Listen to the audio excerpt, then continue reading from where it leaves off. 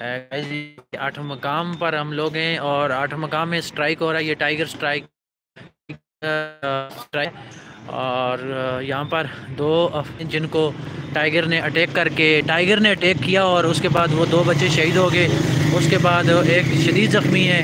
उसके अलावा एक और बच्चे की भी इतला हुई है कि वो बाइक पर एक बच्चा आ रहा था, उसके ऊपर टाइगर ने अटैक किया हुआ है। तो अभी यहाँ आठ मकाम चौक के ऊपर यहाँ पर काफ़ी सारी इंतज़ामिया खड़ी है और यहाँ पर स्ट्राइक शुरू है, धरना शुरू है। ये आप देख सकते हैं, ये आठ मकाम है, ये आठ मकाम चौक है। तमाम लोगों ने यहाँ पर पी जाम हड़ताल की हुई है और जब तक उन्होंने कहा जी टाइगर को उन्होंने मारा नहीं, जब तक क्या हुआ। ये आप देखें, अभी हम लोग आपको बराह रास्त दिखा रहे हैं।